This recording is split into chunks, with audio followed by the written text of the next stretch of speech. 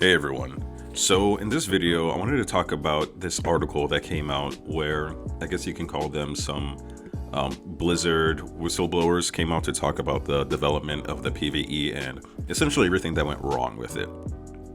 Now, I've seen many people talking about this online about essentially how bad Blizzard kind of messed everything up and how bad I guess dishonest the team had been and how they kind of completely ruined the anticipated thing of Overwatch 2, which was the PvE. And if you see the title that I put on, well, the title that I'm thinking of putting on, I haven't decided yet. You can kind of already see my opinion on this, but I do understand that what I guess the main thing that really pissed a lot of people off was that they lied for so long when they knew it wasn't going to be a thing anymore, and they kind of kept pushing it. They kind of kept talking about it while back in their, back at headquarters, they knew this wasn't a real thing. Like at least a year before the game actually came out, right? So I get that. That is not cool. I'm pretty sure they were just afraid. They were just scared, or actually now with all the good decisions the Overwatch team has been making, I'm more inclined to believe that it was Bobby Kotick, like kind of pulling all the bad strings on everything, because they've been hitting it, knocking it out of the park recently. Well, it's been like 3 weeks, so let me just calm down a bit. But yeah, so yeah, they did lie to us. They did withhold information, and yeah, they kept talking about things they knew weren't going to be happening. Well, not even they kept talking about it, they just were super silent on it. So it's like those things like, well, did I lie if I didn't say anything? Well, you withheld the truth, so maybe. And my frustration for everything that happened with PvE was more of they had diverted resources to work on it, and it ended up not being anything. Which at the same time I can understand, because that's most things, right? If you've ever done anything, if you've ever built anything in your life, you know that you put all these resources into this one thing and then nothing really comes from it. But at least you learned a lot. Now for this, I'm sure they learned a lot. There's no way they didn't learn a lot, but I don't know if it's for anything, unless one day in the future they go back and they decide they do want to make a PvE. Because if you do, I feel like I'm talking a lot.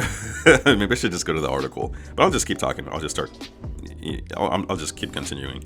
But if you do remember the original plan for Overwatch, it was that Overwatch 1 was just going to be a shooter, and it was supposed to be their crawling phase, or crawl, walk, run.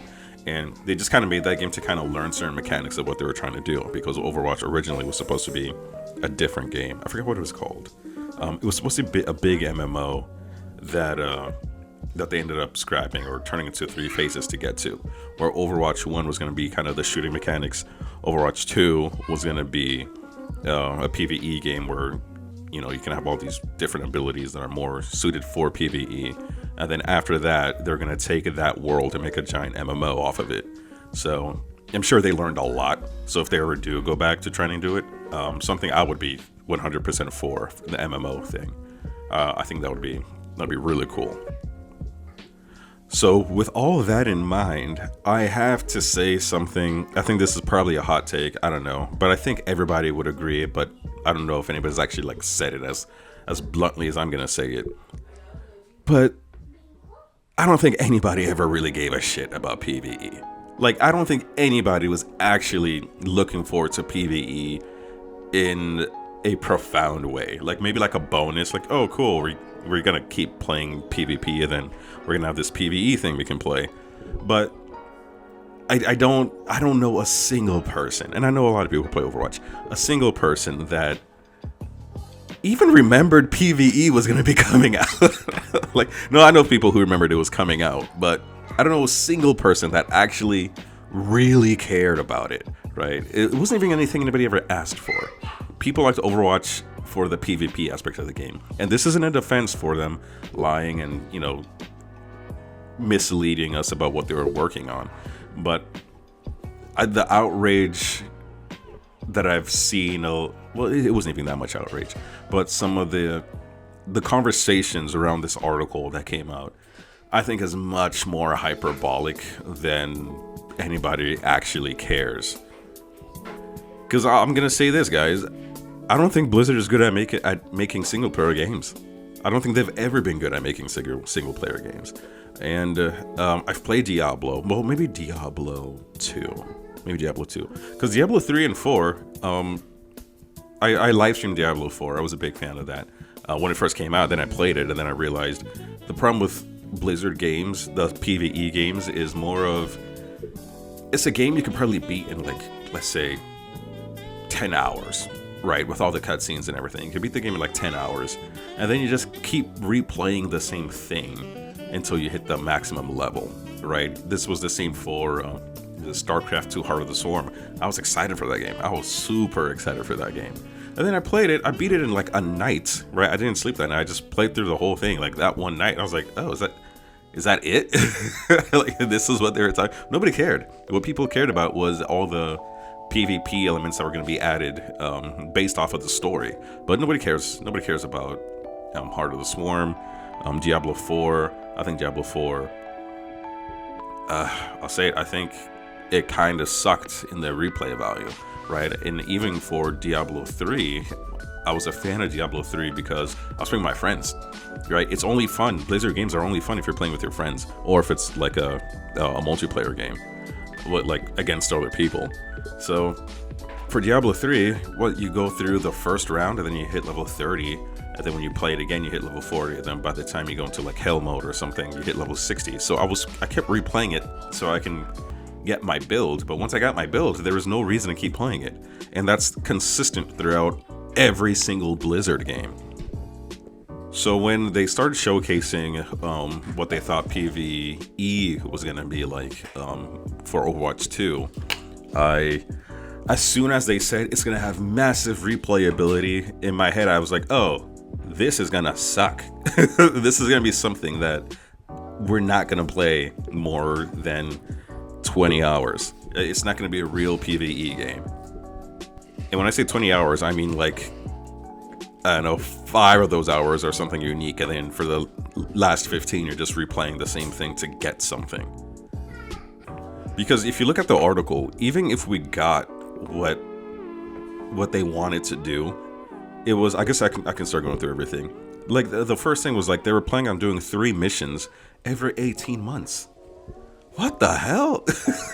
Like, even if they did everything perfectly the way they wanted it to do, it was going to be a shitty PvE Blizzard game, as they all are. You're going to give me 3 missions every 18 months? Like, that's so...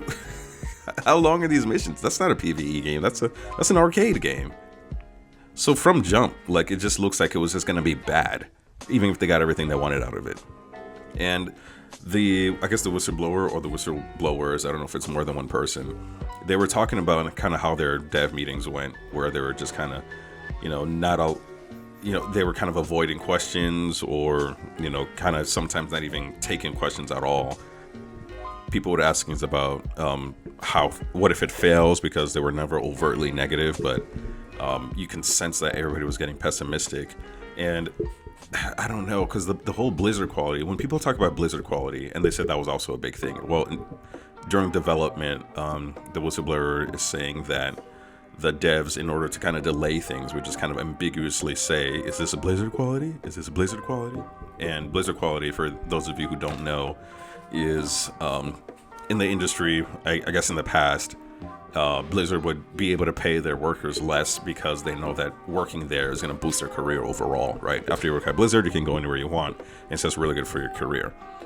Blizzard quality, I don't think ever applied to a PvE game, except for maybe Diablo 2.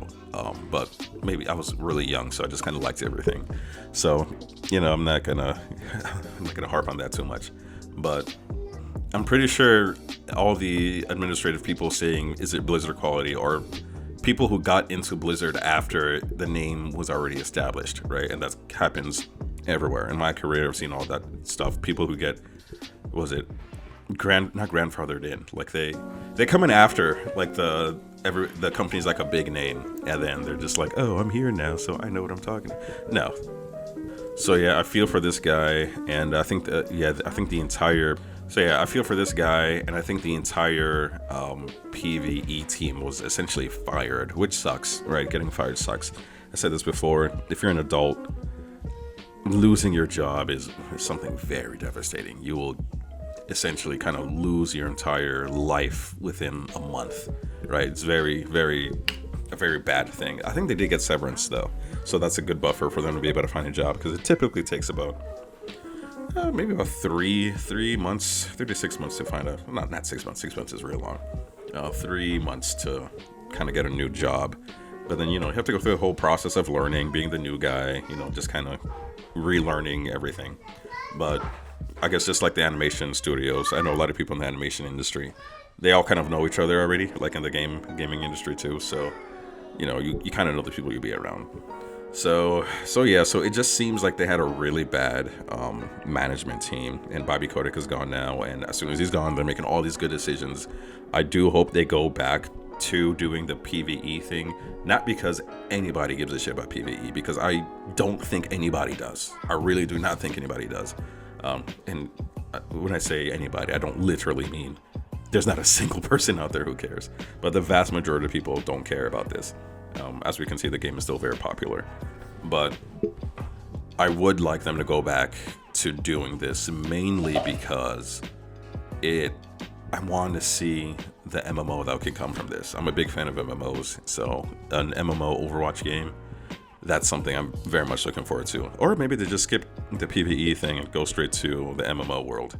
So yeah, or maybe even split the team and go back to 6v6 or something like that. I don't know. But but yeah. Anyways, that's it for this video.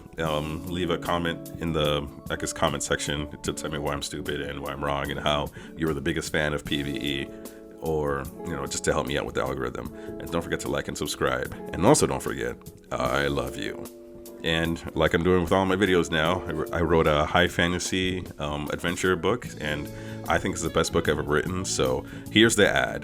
The link to the book will be in the description. Have a good one, guys.